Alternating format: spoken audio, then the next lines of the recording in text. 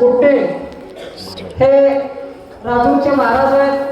त्यांनी या ठिकाणी आपल्याला त्यांच्या ठिकाणी काही या ठिकाणी मार्गदर्शन आपल्याला करणार आहे. सर्वजण शांतचित्ताने ऐकून घ्यावं.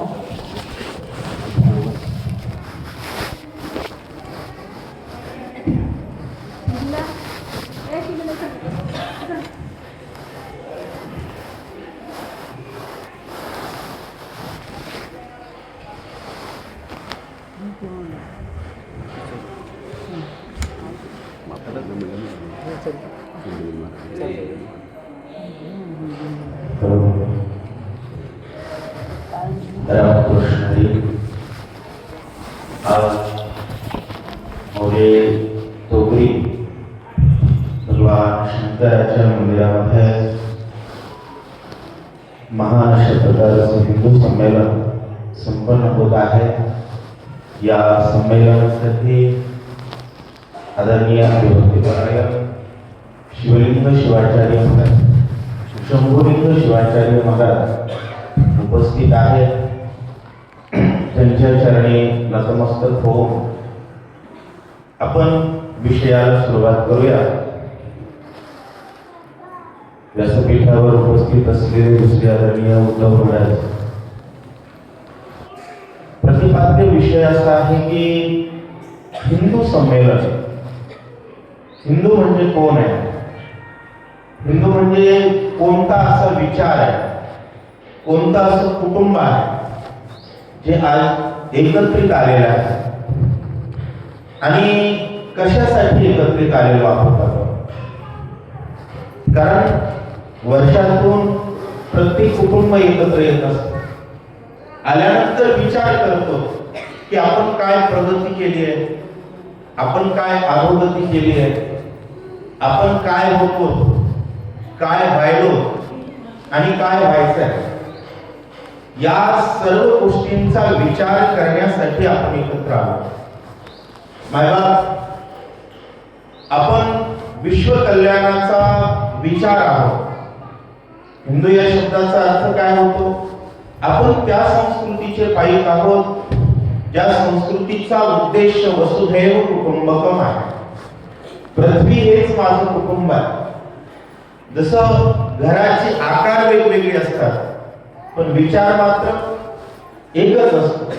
भारतात राहणाऱ्या प्रत्येक कुटुंबाचा कोणता विचार आहे की भारताची परंपरा उज्ज्वल व्हावी, भारत परमवैभवाला जावा आणि शेवटी आपण प्रतिज्ञेत म्हटलेलं आहे त्यातच माझे सौख्य सामावले आहे. हा माझा विचार आहे, विश्व कल्याणाचा विचार.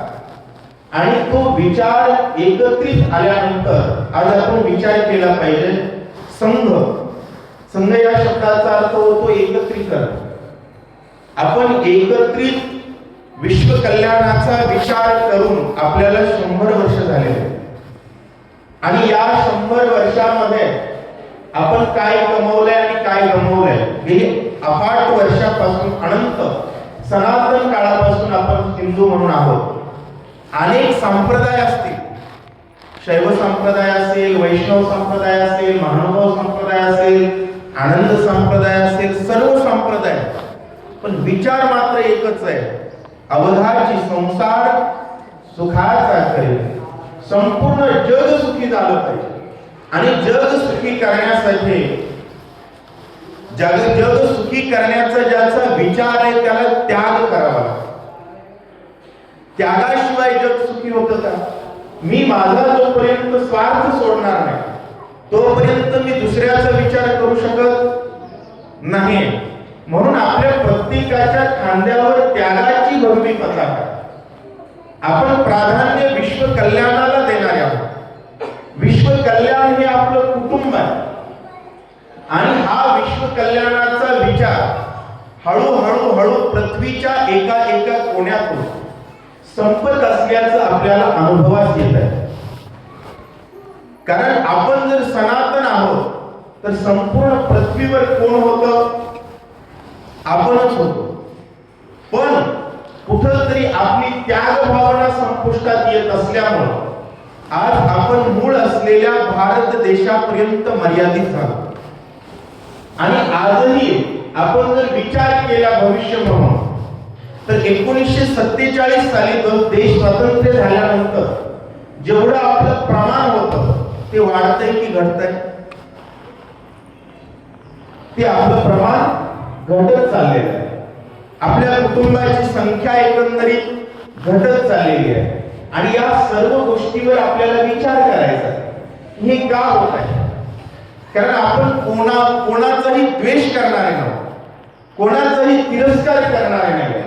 कोणाही जीवाचा नघडो मत्सर वर्म सर्वेश्वर पूजनाचे, भगवंताची पूजा करण्याचं वर्म आहे. कोणाचा द्वेष करायचा नाही. पण याचा अर्थ असा नाही की आपण आपल्या संरक्षणाचा विचार करायचा नाही.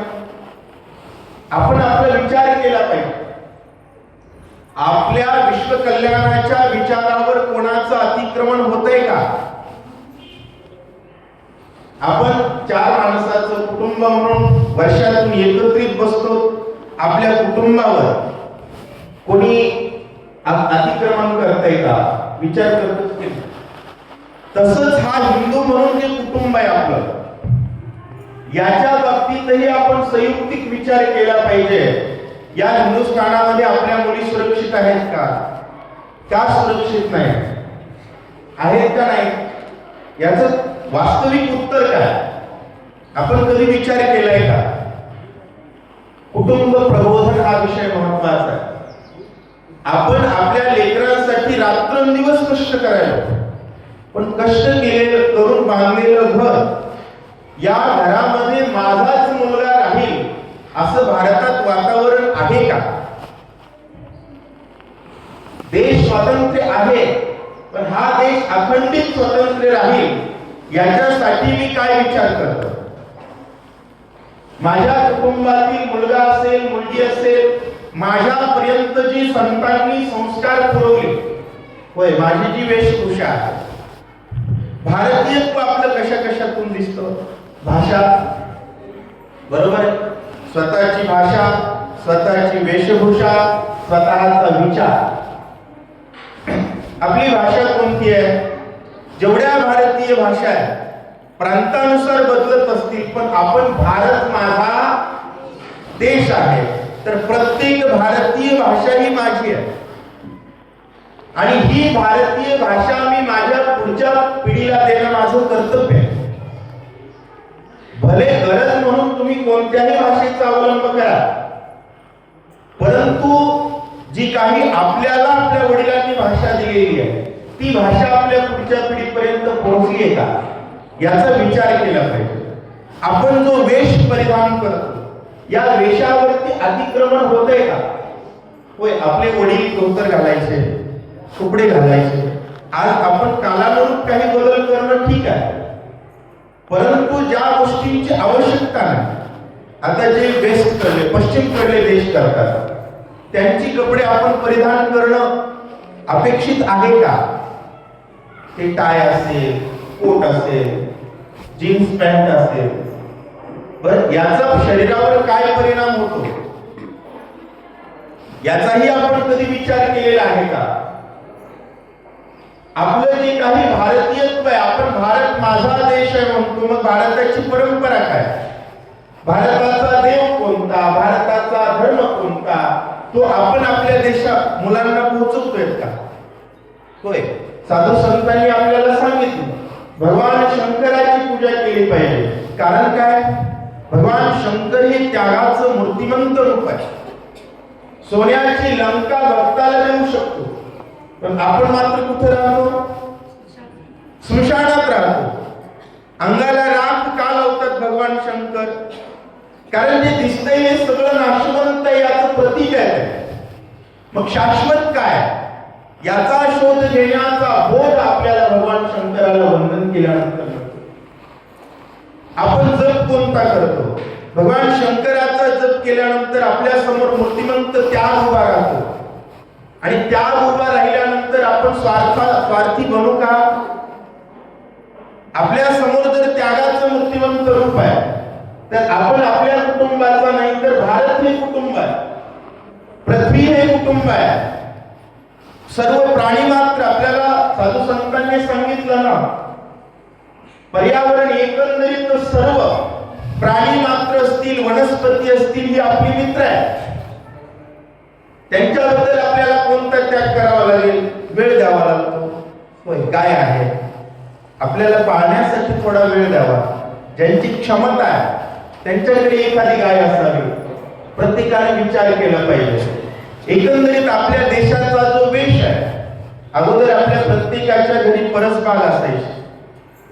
बागेमध्ये आपल्याला पुरेल एवढा भाजीपाला तिथंच असायचा, फुल असायचे. आज आपण भगवान शंकराच्या मंदिरात येत असताना दररोज फुल आणू शकू एवढी फुलं आपल्या घरी आहेत का? आहेत का? याचा विचार आपण करतोय का? आपल्या घरासोबत चिमणीचा कोपा असायचा, आज आहे का? मग आपल्या पुढच्या पिढीला आपण ते पर्यावरण पोहोचवत नाही जे पोहोचवणं अपेक्षित आहे. जो वेश पोहोचवणं अपेक्षित आहे तो वेश आपण पोहोचत नाही. आपला स्वबोध, आपण कोण आहोत याचा आपल्याला बोध असला पाहिजे. भारत ही कोणाची भूमी आहे? संतांची भूमी आहे. या ठिकाणी विश्व कल्याणाचा विचार या कणकणावर वास करतोय. संत कोणाला म्हणावं? जगाच्या कल्याणात जगाचं कल्याण झालं पाहिजे. मग प्राणी मात्राची सुद्धा या ठिकाणी व्यवस्थित व्यवस्था झाली पाहिजे. आपल्याकडे प्राणी मात्राची हत्या करणं याला प्राधान्य दिलं जातं का? नाही दिलं जात. मग याला प्राधान्य न देणाऱ्या संस्कृती वाढतायत आणि प्राणी मात्रांची पूजा करणारी संस्कृती लोप पावत आहे. याचाही आपण विचार केला पाहिजे, त्याला पूरक जगलं पाहिजे. आता आपल्याला साधू संतांनी जप शिकवलंय. जप या शब्दाचा अर्थ काय होतो? जपणे. भजन करणे याचा अर्थ काय होतो? त्या अधिष्ठानाशी संलग्नित जीवन जगणं. कोणते मूळ अधिष्ठान आहे? आता आपल्याला कोणत्या संप्रदायामध्ये रामकृष्णाचा जप शिकवला जातो, कुठे भगवान शंकराचा जप शिकवला जातो. भगवान शंकर हे त्यागाचं रूप आहे, तर रामचंद्र प्रभू हे पुरुषार्थाचं रूप आहे.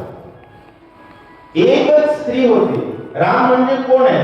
वास्तविक जर आपण बघितलं तर वडिलांनी घरातून काढून दिल्यानंतर सावत्राईच्या शब्दाला सन्मान दिला, वनवासात वास केला, परंतु सोन्याच्या देशाचा राजा, कोणत्या देशाचा?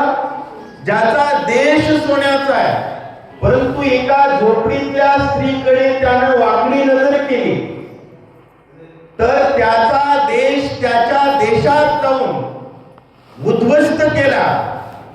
हा पुरुषार्थ आपल्याला जपायचा आहे, याला जप म्हणतात. राम आणि कृष्ण, कृष्ण म्हणजे काय? एका द्रौपदीच्या वस्त्राला भर सभेत हात घालणारी प्रवृत्ती राख झाली पाहिजे. काय झाली पाहिजे? राख झाली पाहिजे. कारण आपल्याकडे स्त्रीला माता समजलं जातं. स्त्री अनंत काळासाठी माता आहे. प्रत्येकाबद्दल प्रेम दाखवणारी स्त्री या भारतात सुरक्षित राहिली पाहिजे. हा विचार म्हणजे राम आणि कृष्ण आहे. तो विचार पोहोचवणं म्हणजे संत आहे. आणि आज आपण शेजारची मुलगी जर कोणत्या संकटात असेल तर आपण बाजू देतोय. मग हिंदू हा विचार आपण जगतोय का? विचार करा ना. एक कृष्ण 11 अक्षोहिणी सैन्याची राख करत असेल, एक राम, ज्या रावणाचा पुरुषार्थ केवढा होता? 1 लाख मुलं, 1.25 लाख नातू होते, परंतु ते घरात जाऊन मारले. आपल्याला सांगायचं हे की कुटुंबाबाबतीत किती माणसानं सिरियस असलं पाहिजे. आपली मुलगी सुरक्षित राहिली पाहिजे. मग मुली पळवल्या जातात ही अफवा आहे का सत्य आहे? हे कधी मुलीच्या बापानं तपासले का? हजारोच्या संख्येमध्ये ज्यावेळेस आकडे येतात, एवढ्या मुली गायब आहेत, मग ज्या बापानं मुलीला जन्म दिलेला आहे, कुटुंब प्रमुख म्हणून त्याची जबाबदारी आहे, या वातावरणात माझी मुलगी राहते, माझी मुलगी घरी येईल आणि ती सुरक्षित येईल असा समाज निर्माण करणं माझी बाप म्हणून जबाबदारी आहे. की आपण स्वीकारतोय का? त्या जबाबदारीचं आपण पालन करतोय का? याचा विचार करण्यासाठी एकत्र आलो. आपण केला पाहिजे. आज तुम्हाला वाटतं फलाण्याची मुलगी गेली, पिस्ताण्याची गेली, माझी मुलगी, माझा मुलगा, याबद्दल विचार केला पाहिजे. कुटुंबामध्ये सुख निर्माण झालं पाहिजे. संत ज्ञानेश्वर महाराज म्हणले, अवघाची संसार अख्खं ब्रह्मांड सुखी करण्याचा त्यांनी संकल्प केला. त्याच संतांचे विचार आपल्यात आहेत. बसवेश्वरांनी सुद्धा माझं घर सुखी करीन म्हटले का विश्व सुखी करीन म्हटले? हे विश्वचे माझे घर. संतांसाठी हे जग घर आहे आणि हे विश्व सुखी झालं पाहिजे. मग व्यक्ती म्हणून आपण आधी आपलं कुटुंब सुखी केलं पाहिजे. आपली आजी असते, म्हातारी, अहो त्यांनी कष्ट करून सगळी प्रॉपर्टी आपल्या वडिलांच्या नावे केलेली. आपल्या आजोबा पिढ्यानपिढी आलेली प्रॉपर्टी आपल्या नावावर करतात, सगळं देऊन टाकतात की ते त्यांचं आपल्याला. ज्यांचं आपल्याला सगळं मिळालंय त्यांना म्हातारपणी सुख आहे का? आपण काय सुख देतो? आपली जबाबदारी काय? याचाही विचार झाला पाहिजे. काका काकू आपण सगळे कुटुंब म्हणून एका दिवशी भोजन करतो का एकत्र? आपल्या मुलाचं कोणत्या वर्तन कुटुंबाच्या विचाराला पोषक आहे, कोणता त्याच्या व्यतिरिक्त विचार करतोय, या सर्व गोष्टींचा आपल्याला काय करावं लागेल? विचार करावा. त्यानंतर विषय येतो सामाजिक समरसतेचा.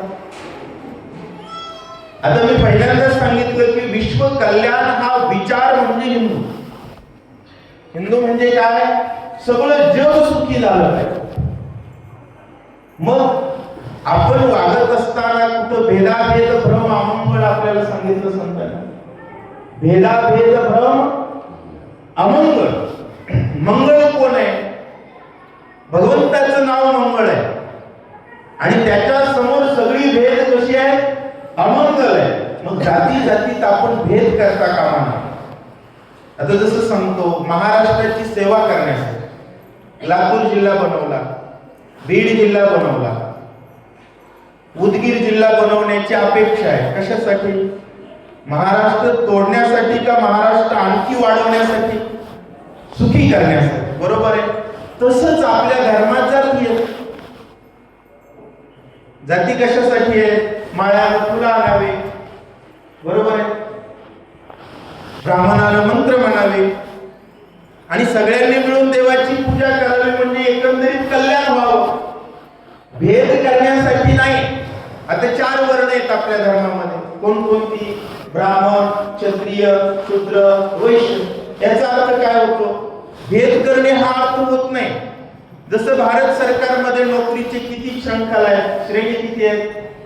आजही 4 आहेत. Class 1, class 2, class 3. आता क्लास 3 पर्यंतच्या नोकरीला शिक्षण बंधनकारक आहे. तसंच समाज जीवन जगत असताना जगण्याचं, संविधानाचं ज्याला ज्ञान आहे त्याला काय म्हणतात? हे या ज्ञानानं जो समाजाला पुढे न्यायचं काम करतो त्याला ब्राह्मण म्हणतात. या ज्ञानानं समाजाला सांभाळण्यासाठी शस्त्र हातात घेतो त्याला क्षत्रिय म्हणतात. या समाजाला सांभाळण्यासाठी, सेवा करण्यासाठी उद्योग करतो त्याला वैश्य म्हणतात. आणि ज्ञान नाही, शिक्षण नाही, म्हणून या तिन्ही लोकांची जो मदत करतो, मदत या शब्दाचा अर्थ शूद्र म्हणजे शूद्र होणे नाही, सेवा करणे, याला चतुर्थ श्रेणी म्हणतात. किती सुंदर आहे हे सगळं ज्ञानेश्वरीत 17व्या अध्यायात माऊलींनी सांगितलेले. कोणताही भेद कधीच नाही. एकनाथ महाराज जर गाढवाला पाणी पाजत असतील तर माणसात भेद शिकवतील का? असं होईल का? मग व्यक्ती म्हणून आपण प्रत्येकाच्या घरी गेलं पाहिजे. प्रत्येकाच्या घरी गेलं पाहिजे, प्रत्येकाला भेटलं पाहिजे, त्याची अडचण जाणून घेतली पाहिजे. कारण तो सेवा कोणाची करतो? होय, चपराशी असो नाही तर कलेक्टर असतो. कलेक्टर सुद्धा काय म्हणतो? भारत माझा. आणि चपराशी सुद्धा काय म्हणतो? भारत माझा देश आहे. अगदी तसंच आहे. पण प्रत्येक जण भारताचं अंग आहे. या भारताचं अंग भंग होता कामा नये याची आपण काळजी घेतली पाहिजे. आणि या विचारावर अतिक्रमण करणारं कोणी आहे का? कधीतरी चष्म्यात विचार करा. करोडोच्या संख्येत असणारी काही लोक आहेत, पण पाणपोई तरी कुठं दिसते का? नाही. बरोबर आहे का? मी काही चुकीचं बोलतोय का? आत्मपरीक्षण करा. तसं तपासा कुठं पाणपोई दिसते का बाबा? देश संकटात असताना किती मदत केली थोडं तपासा, रेकॉर्ड चेक करा. तसं काहीच दिसत नसेल, अंतर तरी ठेवा. लक्षात येतंय का? आणि कन्वर्ट करण्याचे प्रकार आहेत. विश्व कल्याणाला समर्पित एक व्यक्ती ज्यावर धर्म परिवर्तन करतो, त्यामुळे जगाच्या कल्याणाचा विचार हा जगाच्या विनाशाकडे परिवर्तित होतो. हे काही सोपं आहे? परवडणार आहे का? या सगळ्या गोष्टींचा आपण विचार केला पाहिजे. आणि आज तो विचार करण्यासाठी संघटित झालो. आणि लक्षात घ्या, आपला इतिहास आहे. आपण ज्या ज्या वेळेस संघटित होतो त्यावेळेस क्रांती करतो. छत्रपती शिवाजी महाराजांसोबत काही मुलं एकत्रित झाले आणि याच भगवंताच्या, भगवान शंकराच्या रायरेश्वराच्या मंदिरात शपथ घेतली. काय शपथ घेतली? स्वराज्य व्हावं ही तर भगवंताची इच्छा आहे. स्वराज्य म्हणजे काय? स्व. स्व म्हणजे काय? माझं. आता तुम्ही पहिल्यांदा प्रतिज्ञा घेताना माझं काय म्हणता? भारत. भारत माझा देश आणि सारे भारतीय माझे. मग आपण शिवी कोणाला देतो? कधीतरी विचार केला पाहिजे. या भारताचं कल्याण करण्या, भले मी एका घरात राहत असेल, एका खोलीत राहत असेल, पण खोलीचा विचार करणं हा माझा धर्म आहे का? विश्वाचा विचार करणं हा माझा धर्म आहे. पण खोलीपासून सुरुवात. आपल्याच वडिलांना भाकर नाही निघाले भाषण नाही असं नको. चारित्र्य हा आपला दागिना आहे. आपण निष्कलंक व्यक्तिमत्वांना आदर्श मानतो. कोणाला? निष्कलंक व्यक्तिमत्वाला आदर्श मानतो. आपल्याकडे कलंकित आदर्श अजिबात नाहीत. त्यामुळं समाजाचं एकंदर आपल्याकडे पतिव्रता धर्म शिकवला जातो महिलांना. बरोबर? कारण हा कुटुंबाचा विषय आहे. ज्यावेळेस स्त्रीचं पुरुषावर प्रेम असतं, दोघं एक असतात. महलात स्त्री असतील तर राजा राणी आहे, आणि रस्त्यावर दोघं जण मिळून भीक मागत असतील तरी राजा राणीच आहे. पण या दोघांमध्ये जर एकनिष्ठा नसेल तर महलातलाही आत्महत्या करतो. आलं का लक्षात? त्यामुळे आपलं कुटुंब मजबूत झालं पाहिजे. मुलांना आईला आई म्हटलं पाहिजे, बापाला बाप म्हटलं पाहिजे. बापानं माझी कर्तव्य हा विचार पुढच्या पिढीपर्यंत पोहोचवणं हे कर्तव्य आहे. गावोगाव हनुमंताची मंदिर आहे. काय शिकलं पाहिजे? हनुमानजी रामाचं जप करतात की नाही? राम म्हणजे काय? राम म्हणजे एकच लक्षात ठेवायचं, घराकडे वाकडी नजर टाकणारा वंश ज्यानं संपवला. काय संपवला? वंश संपवला त्याला राम म्हणतात. बऱ्याच लोकांना वाटतं हे राम म्हणा म्हणजे काय होतो? परंपरेचं पालन नाही. राम हे प्रमाण आहे. राम काय आहे? प्रमाण आहे. राम पुरुषार्थ आहे. आणि भारत हा आदर्श परंपरेचा, पुरुषार्थाचा राष्ट्रपुरुष आहे.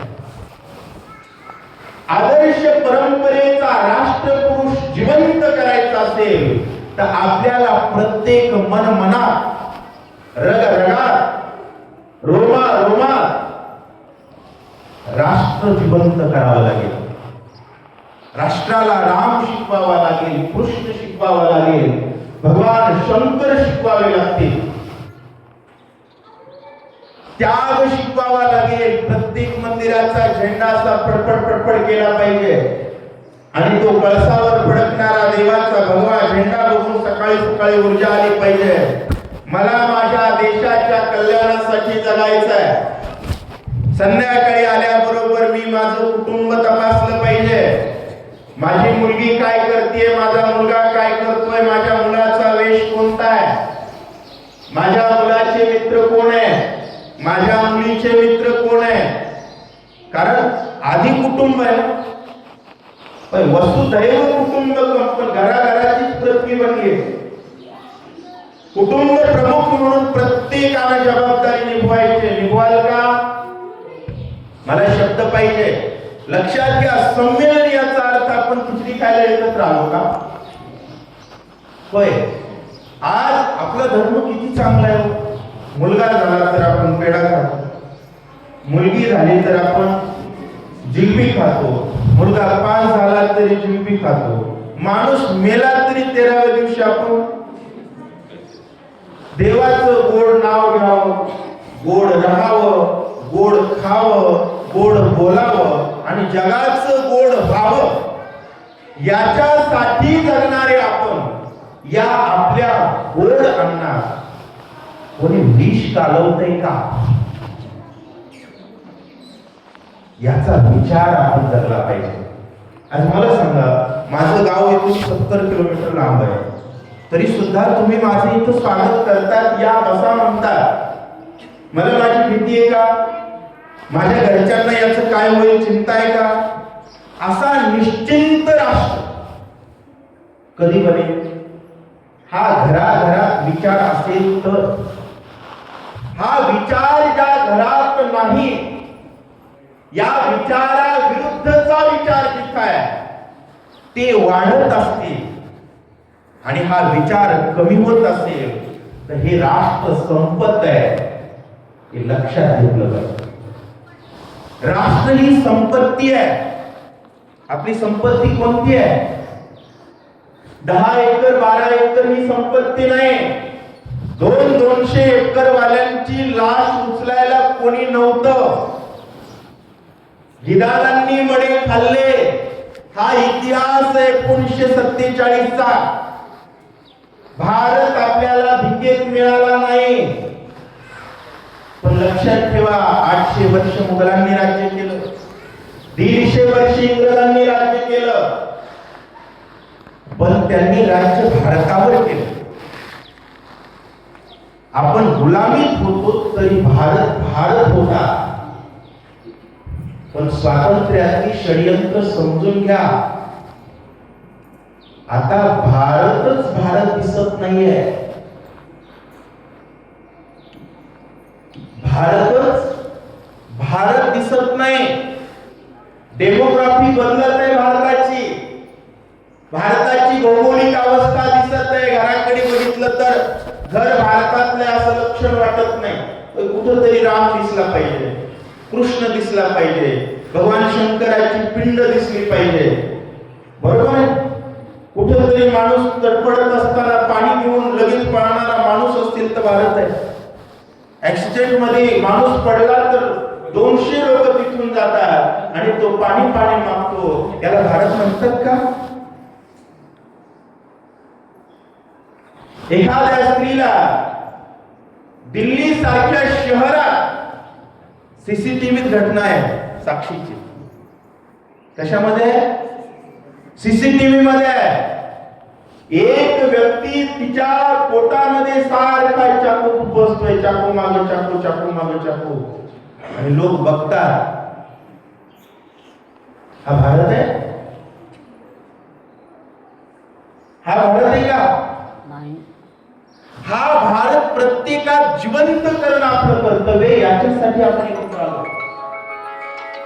प्रत्येकानं स्वतःच्या कर्तव्याला जर तुम्ही बाजूला सारलात तर ज्ञानेश्वर महाराज सांगतात, स्वधर्म जो सांडील काळ तया ते दंडील, चोर म्हणून हरील सर्वस्व तयाचे. जलचरा जळ सांडे आणि तत्क्षणी मरण मांडे, स्वधर्महा तेने पाडे विसंबोने. माशानं पाणी सोडू नये आणि माणसानं धर्म सोडू नये. बरीच लोक आपल्याला व्याख्यान देतात धर्म घरात ठेवावा. मला धर्म घरात ठेवायची वस्तू आहे का? धर्म रस्त्याला दिसला पाहिजे, जगताना दिसला पाहिजे, वागताना दिसला पाहिजे. प्रत्येक क्रियेत आपल्या धर्म असला पाहिजे. मायबा, मला एवढंच म्हणायचं आहे, आपण लेकरा बाळासाठी जगतो असं म्हणतो, खरंच जगतोय का? जगण्याचं सोंग घेतोय. लेकर बाळांसाठी 2 लाख रुपये महिना कमवणारा बाप जर धर्मासाठी वेळ देत नसेल तर मी स्पष्ट आरोप करतोय, तो मुलांसाठी जगण्याचं सोंग करणारा पाखंडी आहे. मुलांसाठी तो जगतच नाही. कारण मुलांचं भविष्य अंधकारात आहे का प्रकाशात आहे? आपल्याकडे मन आहे. अडाणी बाप डोक्याला ताप, अडाणी आई घर वाया जाईल. अडाणी बाप कोणाला म्हणतात? मुलांचं दीर्घकालीन भविष्य. अहो, छत्रपती शिवाजी महाराजांनी जे किल्ले बांधले ते आजही आदर्श आहेत. जे निर्णय घेतले ते भविष्याच्या काळासाठी प्रेरणा देणारे. आणि आपला बाप जर मुलाच्या पुढच्या 5 वर्षाचाच विचार करत असेल आणि पुढच्या 50 वर्षात माझी पिढी जगणार आहे का मरणार आहे, या विचारावर, या पिढीवर अतिक्रमण करणारी ताकद जगात किती टक्के वाढते, तिच्या विरुद्ध मला सुप्त का होईना संघर्ष करायचा आहे. कमीत कमी त्या आघातापासून मला माझा परिवार तरी वाचवायचा आहे. याचा विचार प्रत्येकाने जर नाही केला तर मायबा, आपण कुटुंबाचे प्रमुख भासवण्याचं पाखंडच करत आहात. त्यामुळं धर्माचे पालन करणे पाखंड खंड. धर्माचं पालन करायचं आहे. छत्रपती शिवाजी महाराजांनी जी शपथ घेतली, मला सांगायचं आहे की ज्या ज्या वेळी आपण एकत्र आलो त्या त्यावेळी पुरुषार्थ केलेला आहे. आज तर स्वातंत्र्य देशात आपण एकत्र आलोय. आपल्याला आता नोकरी मागणारा हिंदू नको आहे, राष्ट्र मागणारा हिंदू पाहिजे. अहो, विचार करा, 1,500 हजार वर्षामध्ये 56 देश त्यांनी मिळवले आणि आपण 70 वर्षात 3 तुकडे झाले. उरलेल्या तुकड्यात आपण किती टक्के आहोत?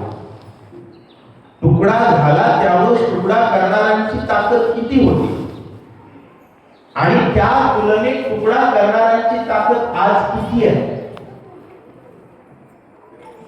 कमीत कमी आपण आपलं राष्ट्र वाचवण्यासाठी विचार करतोय का, जगतोय का, या सर्वांचा विचार आपल्याला करायचा आहे. आणि एकदा जोरदार गर्जना करूया. आणि आपल्याला हिंदू राष्ट्र पाहिजे. राष्ट्र याचा अर्थ काय? व्यक्ती नाही. राष्ट्र याचा अर्थ एकमेकांना मदतीला धावणारा समाज, बरोबर आहे? एकमेकांची काळजी घेणारा समाज, एकमेकांच्या आस्थेचा सन्मान करणारा समाज. आणि अशा पद्धतीचं राष्ट्र म्हणजे परम वैभवाला पोहोचणारी भारत माता आहे. मम दीक्षा हिंदू रक्षा, मम मंत्र समानता. आपला मंत्र कोणता आहे? समानता. आपली दीक्षा कोणती आहे? आजपासून एक दीक्षा घेतली आपण. हिंदूंची आपल्याला काय करायचे? रक्षा करायचे. एकदा जोरदार गर्जना करूया. जय श्रीराम, जय श्रीराम, जय श्रीराम, जय श्रीराम. भारत माता की जय, भारत माता की जय. नमः पार्वती पते शिव हर हर हर हर.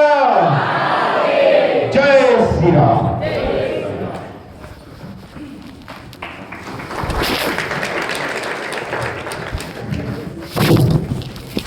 आता